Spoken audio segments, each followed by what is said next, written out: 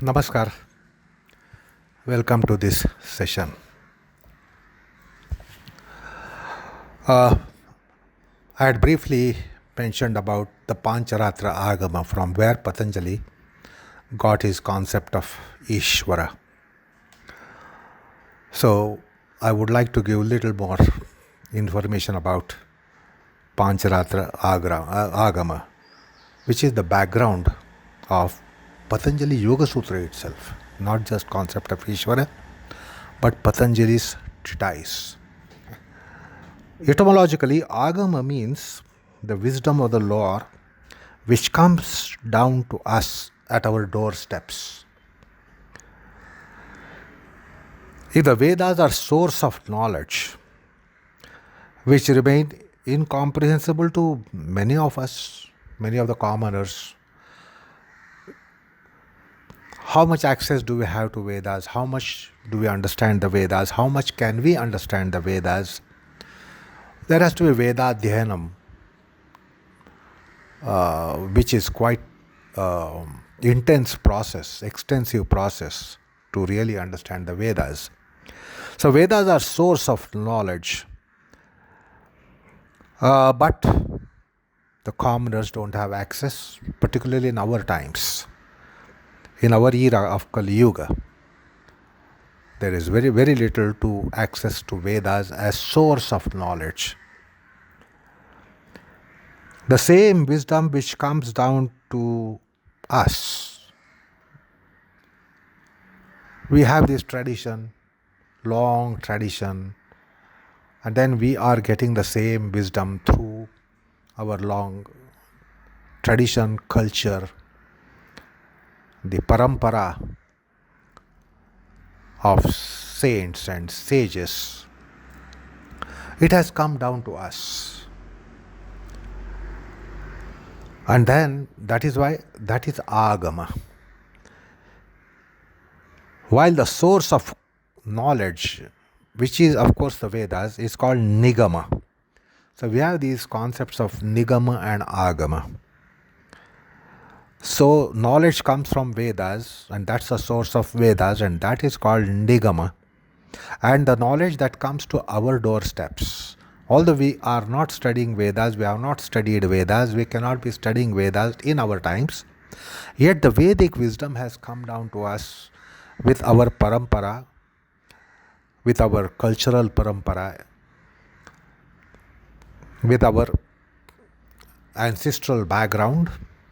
It has come down to us. The long tradition of saints and sages of various eras, it has come down to us. That is called Agama. So that which comes to our doorsteps, that which comes into our intelligence, and there is some comprehension of that. When we understand it, it is because of Agama comes to. Through the Agama, the knowledge comes to us. So, Agama and Nigama concepts are very much there in our wisdom, the long, timeless wisdom. Then here Patanjali is an advocate and votary of Agama. We have seen in his Pramanas. He has brought the Agama Pramana, not the Shabda Pramana, not the Shruti Pramanya, not the Shastra Pramanya, but Agama Pramanya. So he has advocated Agama. He is highly influenced by Agama. Therefore, Agama Pramana has been counted in place of Shabda Praman, Shastra Praman, Veda Praman, etc. The Vaishnavites believe he is an incarnation of Adishesha. Adishesha is a Nitya Vibhuti of Vaikuntha. He is an eternal being. Being Adishesha. Adishesha Avatara, Patanjali, can be now understood how much Vaishnavite influence was there in him. As an avatar of Adishesha, Patanjali was undoubtedly and profoundly influenced by Vaishnava Agama called Pancharatra. And by the very concept of divinity, that is Adi Narayana of Vaikuntha, Vaikuntadipati, Adi Narayana, as it comes in Pancharatra Agama. If one is keen in understanding the concept of divinity as it has come down to us in Vaishnavism, Sri Vaishnavism, we need to formally understand and that these treatises of Vaishnava Agama, which are available today, not that entire Pancharatra Agama is available, but some of the texts of it are available today. Pancharatra and Vaikhanasa are two Vaishnava Agamas. We owe a great deal to devout Sri Vaishnavas who have preserved it, both Pancharatra and Vaikhanasa. And they even today are steeped in traditional study and practice of religion and worship, or the tenets, metaphysical tenets prescribed by these two agamas, that is Pancharatra Agama and Vaikhanasa Agama. In Sri Vaishnava tradition, Pancharatra is believed to be discourses of sermons given by Adi Narayana in Sri Vaikuntha. It was perhaps a convention conducted by Shiva Narayana for Nitya Jivas, Nitya Suris in Sri Vaikuntham. Even the Vedas testify the concept of Vishnu's abode, and the Nitya Suri concept mentioned by Sri Vaishnavites and Vaishnavites. The Vedas, in the Purusha Sukta, in that hymn, you have a statement, Tad Vishnoho Paramam Padagam Sada Pashyanti Surayaha. Tad Vishnoho Paramam Padam. That is Sri Vaikuntha. It is a reference to Sri Vaikuntha. And here they incessantly, constantly, without break, will be seeing Sri Vishnu. They are called Suris. The residents of Vaikuntha is of Nitya Suris. They are called Nitya Suris, those who reside in Vaikuntha. They always view the highest beatific state of Vishnu, the omnipresent Adi Narayana.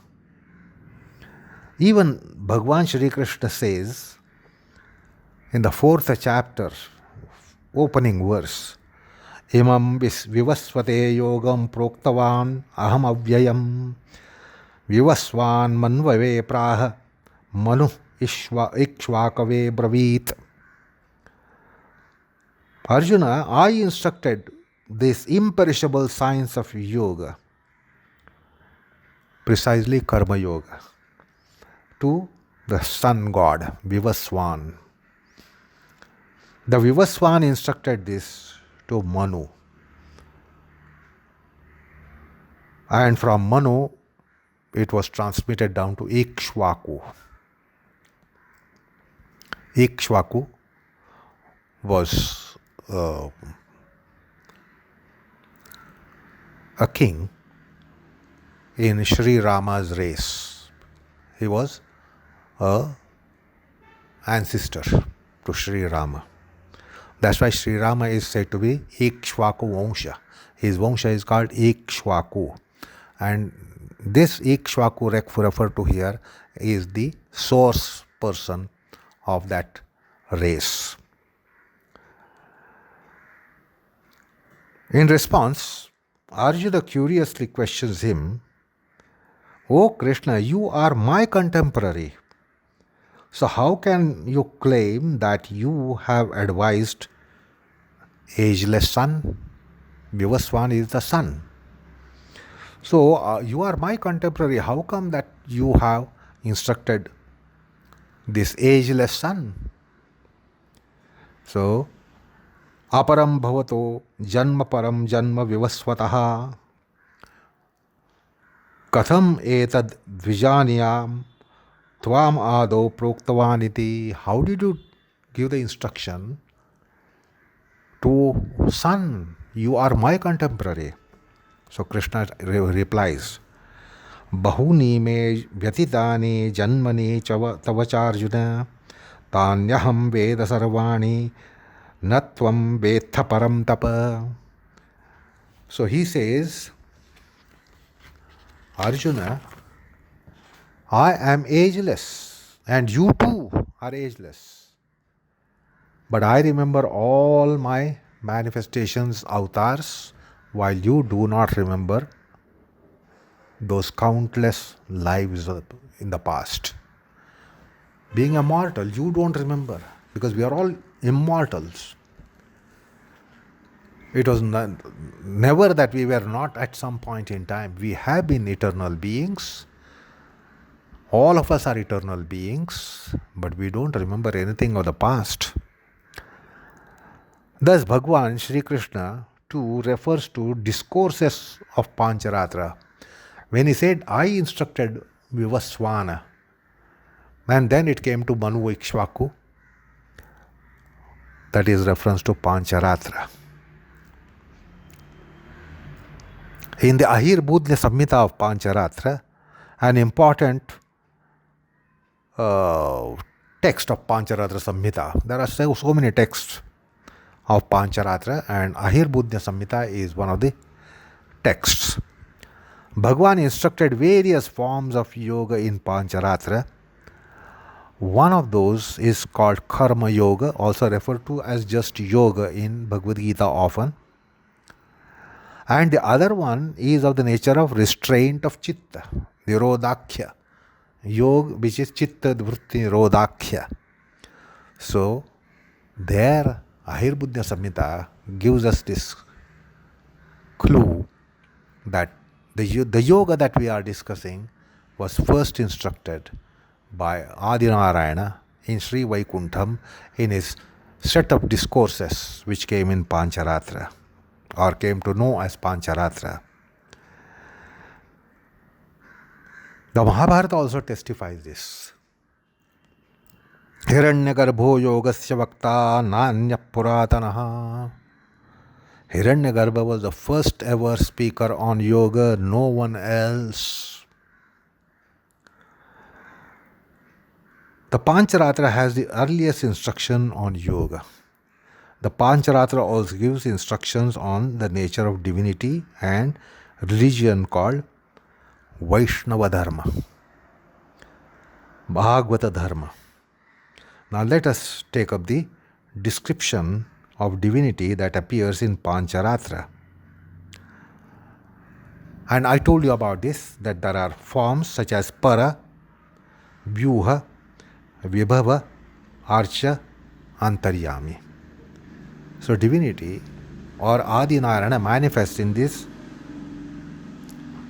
forms: Para, Vyuha, Vibhava, Archa, Antaryami. So that's why these are 5, and therefore it is called Pancharatra. And I have briefly told you about that. And then also introductory understanding was given about the Chaturvyuhas: Vasudeva, Sankarshana, Pradyumna, Aniruddha. So divinity is called Paravasudeva. The divinity in Vaikuntham, Sri Vaikuntham is called Paravasudeva. That is his eternal abode. And that is his para form. Para means supreme form, the primary form. This primary form pleases and is cherished by Divya Suris of Vaikuntha. And I also told you about this, that this, the Vishwarupa Darshanam that comes in Bhagavad Gita could not be tolerated by even his devotee. One of the great devotees of Sri Krishna was Arjuna. Even he could not put up with it. So, the Pararupa in Vaikuntha is something like that. The second form is Vyuha form. And the first form, the Para form, is the one which comes in the Purusha Sukta, which I just now chanted. Sada Pashyanti Surayaha is this original form, first form of Adi Narayana. The second form is Vyuha, and it describes his more familiar form that is cherished by yogis for meditation, for dhyana. And many of you are well versed with these verses, which I am going to now recite for you. Shantakaram Bhujagashayanam Padmanabham Suresham Vishwadharam Gaganasadrusham Meghavarnam Shubhangam Lakshmikantam Kamalanayanam Yogirbhirdhyanagamyam Vande Vishnum Bhavabhayaharam Sarvalokaikanatham. This is his Vyuha form. And I also briefly told you about the Vyuha form, that he is reposing on Adishesha in Kshirasagara, and the form which is depicted in these verses. It says, he who is serene lays on the serpent bed and has the lotus navel from which all the creation emerges, and is the Lord of all deities. He upholds the universe, the boundless, like sky, with beautiful auspicious appearance of dark rain clouds. The beloved of Goddess Lakshmi, who is lotus-eyed, she is sitting at his feet, and yogis like to meditate on this form. Then I worship Lord Vishnu, the remover of worldly fears, of separation by way of death and sufferings in this world, the true one master of the universe. He is only one who is master of the universe, truly the master of the universe. So this is what these verses are telling us. This form is depicted as lying supine on Adishesha in the cosmic milky ocean. A lotus stalk sprouts out of his navel, and atop of the lotus flower is four-faced Brahma. And then comes the cosmological unfoldment of the universal creation. Thus the form of Narayana lying on the cosmic waters for onset of cosmic creation is called Vyuha, because creation ensues from this form, from his lotus, the Brahma, and from Brahma, the creation. Now, why does the divinity manifest? This is also clear in Bhagavad Gita. Abhyuthanam adharmasya tadatmanam sujamyaham. The 4th chapter, 7th verse. And the 8th verse, Paritranaya sadhunam vinashaya cha dushkrutam dharma samsthapanarthaya sambhavami yuge yuge. I appear in all various yugas. So this is what you get to know from Bhagavad Gita 4th chapter, verses 7 and 8. He manifests himself from time to time. As we know, he has manifested in avatars such as Matsya, Kurma, Varaha, Vamana, Narsimha, Parshurama, Rama, Krishna, Balarama, Kalki, and somewhere Buddha is also added in place of Balarama. But Sri Vaishnavites consider Balaram as avatar and not Vishnu as avatar for worship purpose.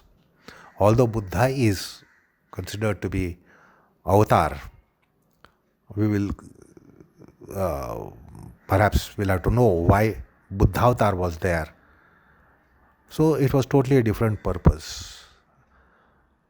Exception to Paritrana Sadhunam Vinashaya Dushkrutam.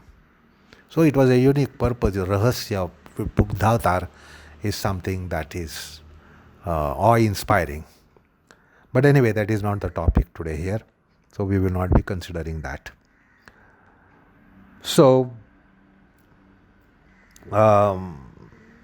these are his 10 major avatars. There are 24 avatars mentioned in Srimad Bhagavatam. Vaishnavas, the devotees in Vaishnavism, have great devotion for him by way of bhakti and sharanagati and prapatti. It is for this, his form, that comes as avatars. The fourth form is called Archa Avatara, in which he manifests in iconic form to be worshipped by his devotees in shrines, at the kshetras, divya kshetras such as Tirupati, Dwarka, Pandharpur, etc. He is served by Archana according to the Tantra, such as Pancharatra, Vaikhanasa, Agamas. So Archavatara means he is born without parents. Unlike the case of Vamana was born out of parents, Sri Krishna was born out of parents, Sri Rama was born out of parents. Now this form manifested by itself. Even Parshurama was born out of parents. Narsimha, not a semi-human form, was not born out of parents. And earlier avatars like Matsya, Kurma, Varaha, they also did not have parents. But these Archavataras also similarly, they don't have parents. The Vithala of Pandharpur manifested in Pandharpur on its own. The Vithala was not born to any biological father or mother. Tirupati Balaji or Srinivas or Govinda was not born biologically to any biological parents, through biological parents. So that's a manifestation which comes by itself. That's called Archavatara, and it is for Archana and Puja. So these shrines are age-old shrines. They might be redone, but the appearance of icon there is not really timed. So old shrines were built according to these tantras, which are Pancharatra and Vaikhanasa. They specify the rules of governing and underlying temple architecture. The shrines of Pandharpur is said to be 28 Chaturyugas old. Each Chaturyuga cycle is of 432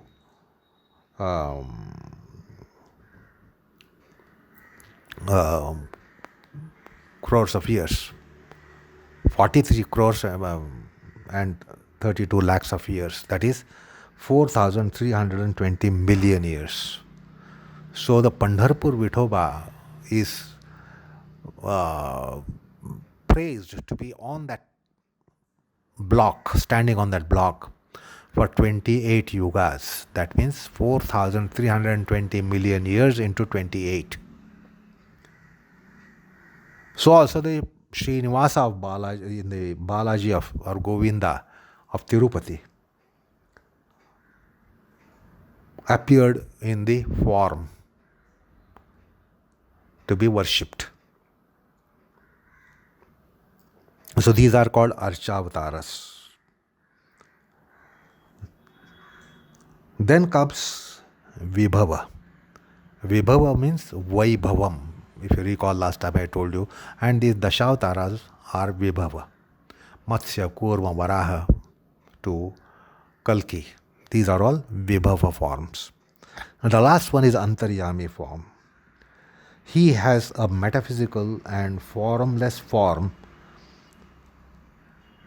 of the principle of consciousness.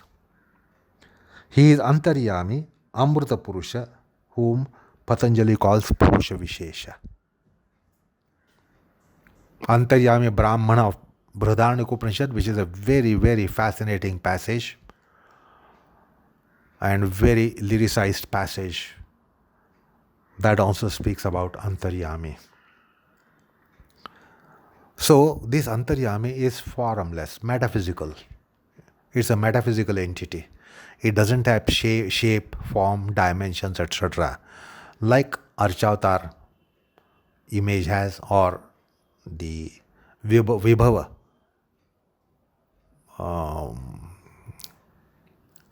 form has. So Antaryami is formless form, metaphysical form. So these are the 5 forms. Then I also told you about the Chaturvyuhas. Now,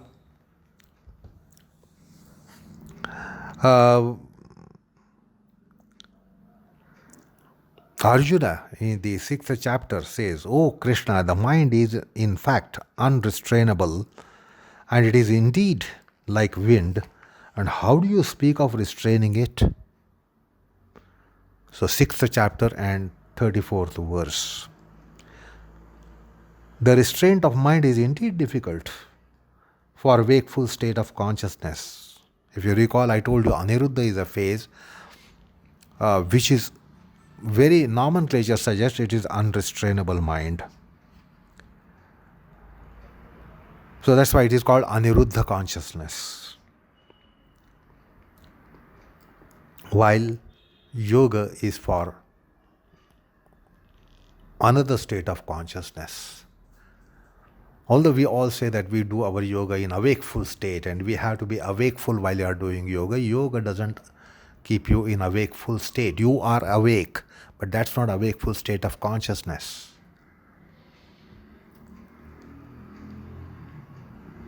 So that is the 4th state of consciousness. And we have only twilight conditions as seekers of yoga, that we do not have delimitations of Aniruddha Avastha, where we have name and form. We have class, caste, class, creed, race, gender, status, age, etc., etc. While in essential yoga, quintessential yoga, we are in a wakeful state, but that is not a wakeful state of consciousness. A wakeful state of consciousness is unrestrainable.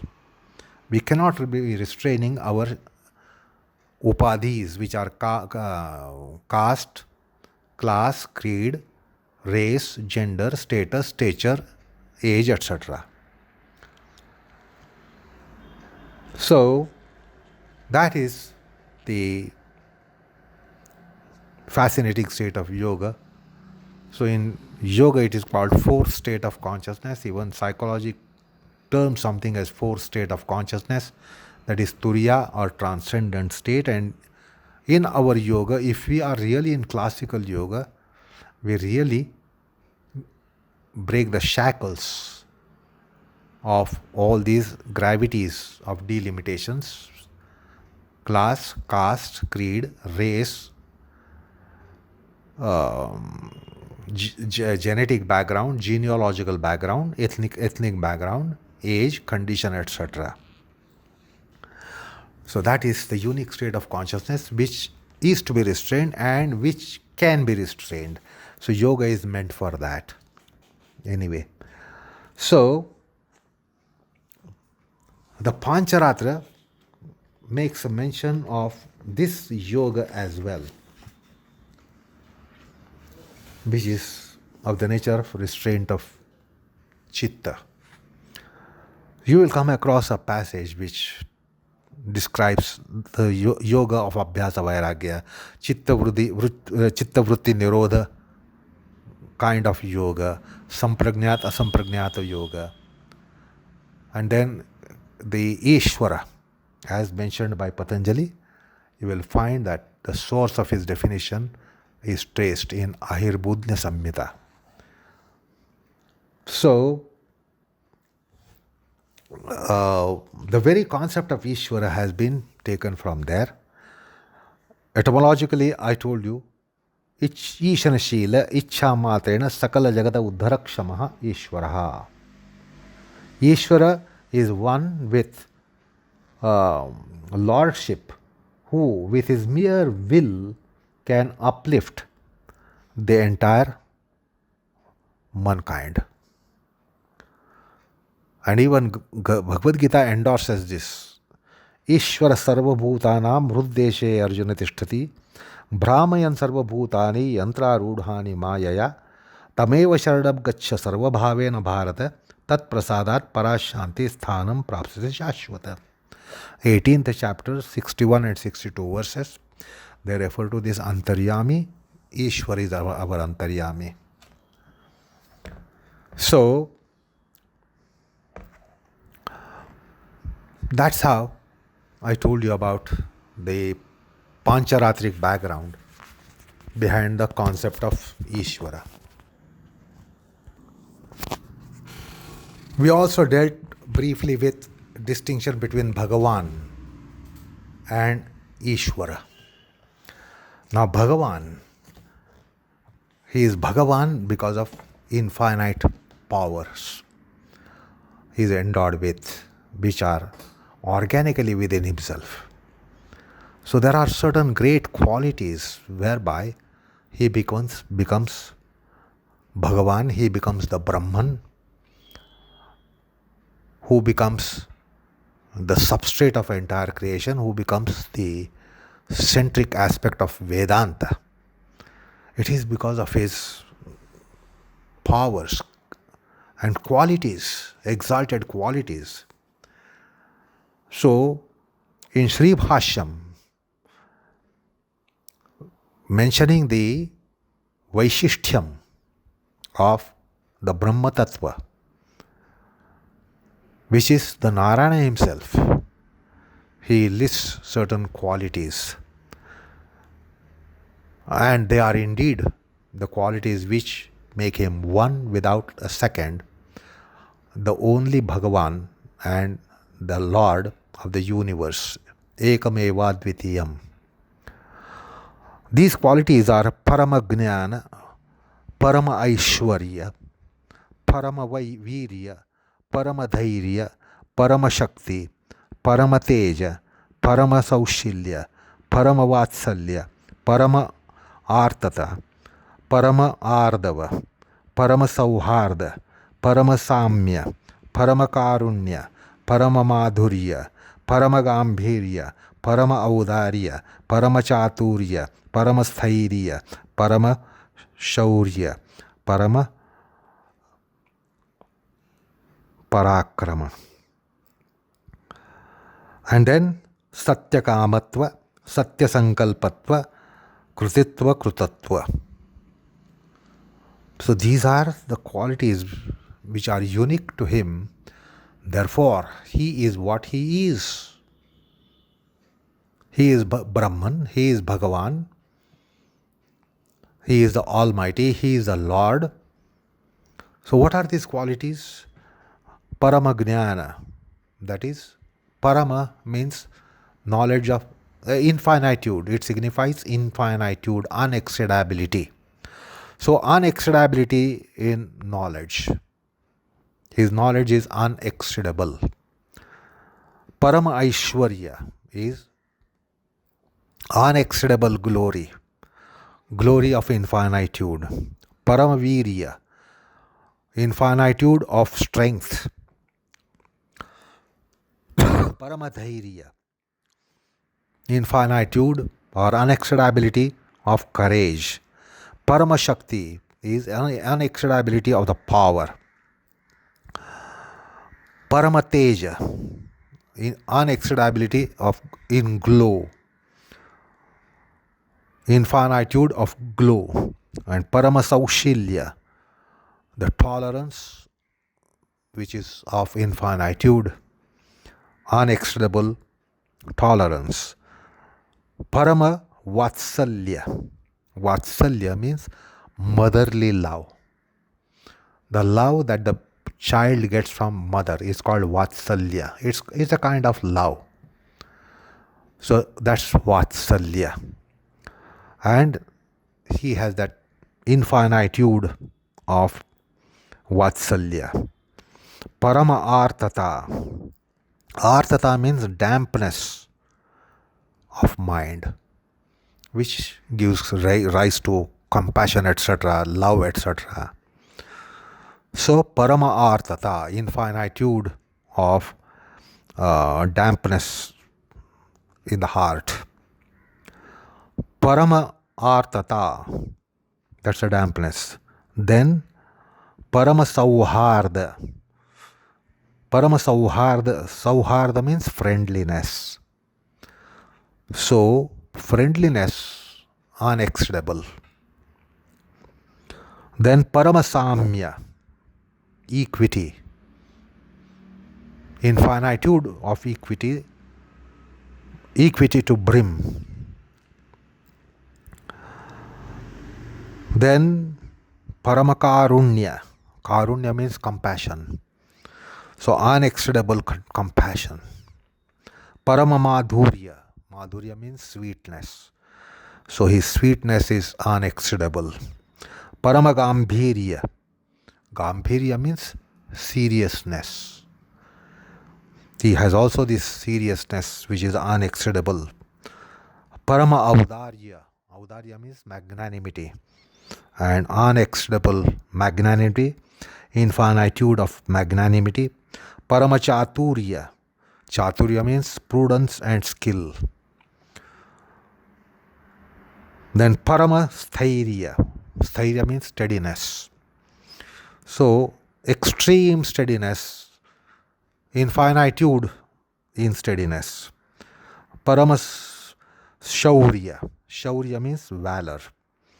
So, his valor is unexceedable. Parama Parakrama, Parakrama means bravery.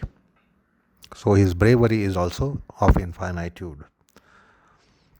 Satyakamatva, truthful desire.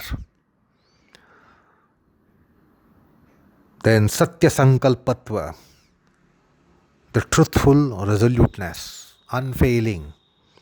So unfailing desire, unfailing resoluteness. We know our desires are vulnerable to failures. Most of our desires fail. Our resoluteness is also timid. It fails. But here it is unfailing. Krititva, kritatva, that is doer yet not doer. So these are the qualities because of which he stands out as Ishvara, as Paramatma, as Brahma, as Parabrahma, as Bhagavan, as the master of this universe. So this is how the divinity is described in metaphysics, mysticism, and in religion. Now, in the last session, we came to certain questions. Why are there multiple gods? Why does one God have several names? Why is there plethora of Namarupa? Why the confusion amongst different upasanas? And why profuse confusion among in the religious aspects? Diversities, conflicts, all these things are there. It is for because we are variegated kinds of people. We are not standard kind of people. Like human beings are not standard. As much as you get all elephants, there won't be much difference between one elephant and the other elephant. It will be very little difference between one horse and another horse. Not so much of diversities. But for human being, each human being is different. Each human being is different. What is called as Vyakti Titkya Prakriti. So therefore, in order that there must be appeal to various kinds of people, very sattvic to poorly sattvic, very rajasic to poorly rajasic, very tamasic to poorly rajasic. We have endless varieties of mindsets. So also our mindset radically changes in our stages of life. Not so much for other animals. They also go from birth to death with various stages in their life. Just born animal to about to die animal, there are so many stages.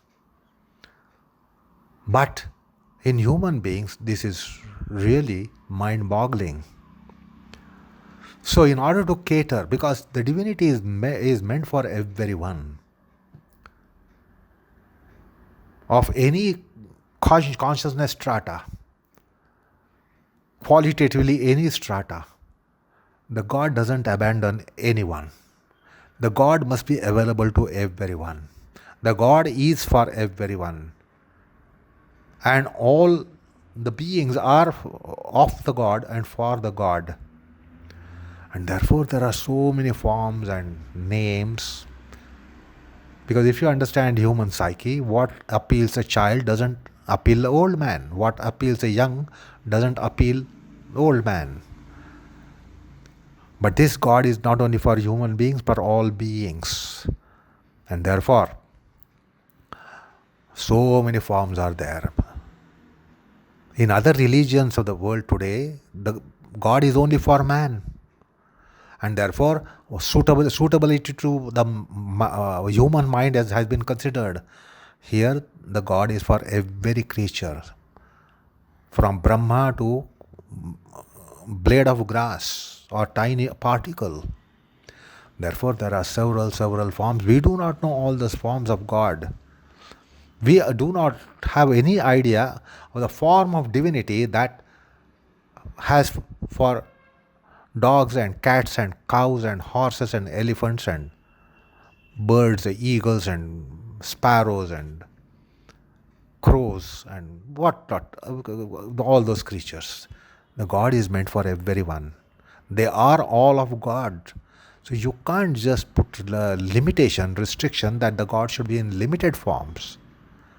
Therefore, there are infinite forms, endless forms, endless names. The name should be appealing for even mankind. So in Hinduism, you will see there is, in one family, you will have a devotee of Shiva, another person devotee of Vishnu, another a devotee of Ganesha, another devotee of Dattatreya, another devotee of any other deity, Shakti, Lakshmi, Saraswati. So many deities are there. And within one family, you can have different personal deities. Family deity is one thing, but there is a personal deity concept.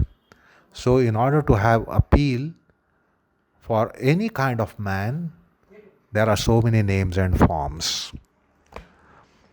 So with this, we will be ending this session today. There is much more to be going about, but that we will get for next time. Namaskar all of you.